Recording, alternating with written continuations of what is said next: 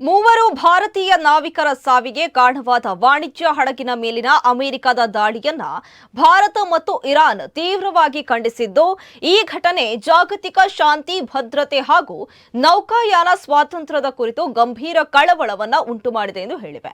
Oman ಕರಾವಳಿಯ ಸಮೀಪ ಈ ವಾರ ಭಾರತೀಯ ಸಿಬ್ಬಂದಿಯನ್ನ ಹೊಂದಿದ್ದ 3 ವಾಣಿಜ್ಯ ಹಡಗುಗಳ ಮೇಲೆ ಅಮೆರಿಕ ದಾಳಿಯನ್ನ ನಡೆಸಿತು. ಈ ದಾಳಿಗಳ ಪೈಕಿ ಒಂದರಲ್ಲಿ 3 ಭಾರತೀಯ ನಾವಿಕರು ಮೃತಪಟ್ಟಿದ್ರು. ಘಟನೆಯನ್ನ ಖಂಡಿಸಿರುವ ಇರಾನ್, ಅಮೆರಿಕದ ಈ ಕ್ರಮ ಜಾಗತಿಕ ಶಾಂತಿ ಮತ್ತು ಭದ್ರತೆಗೆ ಅಪಾಯವನ್ನ ಉಂಟು ಮಾಡುವಂತದ್ದು ಎಂದು ಆರೋಪಿಸಿದೆ. ಇರಾನ್ ವಿದೇಶಾಂಗ ಸಚಿವಾಲಯದ ವಕ್ತಾರ ಇಸ್ಮಾಯಿಲ್ ಬಕೈ ಅವರು ಮೃತ ನಾವಿಕರ ಕುಟುಂಬಗಳಿಗೆ ಹಾಗೂ ಭಾರತ ಸರ್ಕಾರಕ್ಕೆ ಸಂತಾಪವನ್ನು ಸೂಚಿಸಿದ್ದಾರೆ. ಅಮೆರಿಕದ ಈ ದಾಳಿಗೆ ಅಂತಾರಾಷ್ಟ್ರೀಯ ಸಮುದಾಯವು ಸೂಕ್ತ ಪ್ರತಿಕ್ರಿಯೆಯನ್ನ ನೀಡಬೇಕು ಎಂದು ಇರಾನ್ ಆಗ್ರಹಿಸಿದ್ದು, ಅಮೆರಿಕವನ್ನ ಹೊಣೆಗಾರರನ್ನಾಗಿ ಮಾಡುವಂತೆ ಒತ್ತಾಯಿಸಿದೆ.